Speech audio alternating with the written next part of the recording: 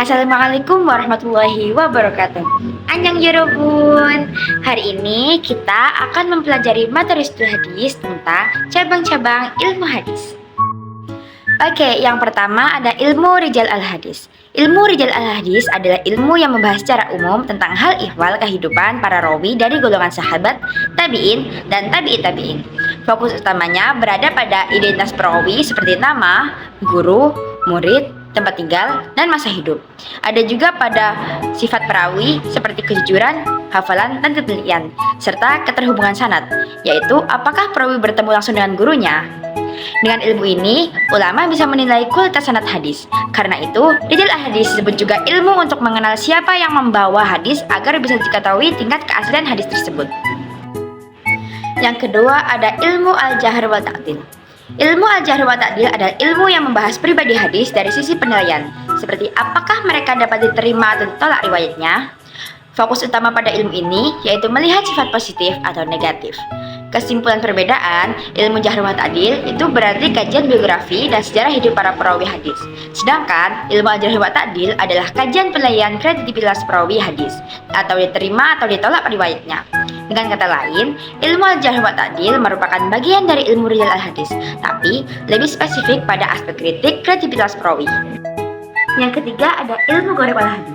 Ilmu gharib al-hadis adalah ilmu yang membahas tentang lafaz-lafaz matan hadis yang sulit dipahami, karena jarang sekali lafaz itu digunakan, atau karena nilai sastranya yang sangat tinggi. Ulama memberikan perhatian besar terhadapnya, karena memberikan manfaat berupa pengetahuan lebih jauh dan pemahaman kata-kata hadis. Jadi, memahami kosakata hadis dan maknanya merupakan langkah awal untuk memahami makna hadis dan menggali kandungan hukumnya.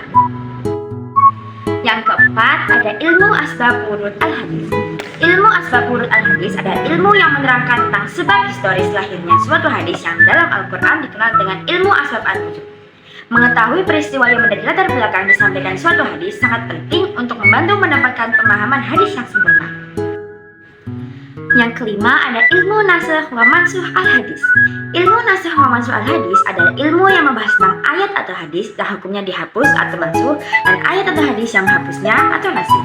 Ilmu ini bertujuan untuk memberi pemahaman agar umat tidak salah dalam mengamalkan ayat atau hadis yang sudah tidak berlaku hukumnya. Yang keenam ada ilmu mukhtalaf al-hadis.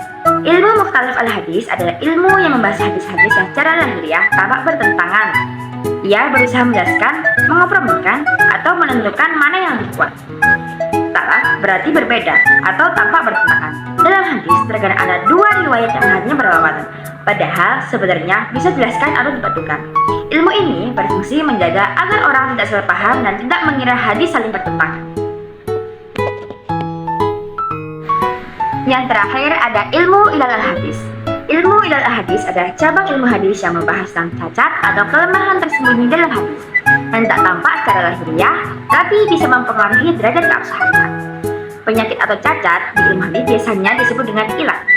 Dalam ilmu hadis, yang dimaksud ialah penyebab tersembunyi yang merusak kesuaian hadis, baik dari segi sanad maupun makna.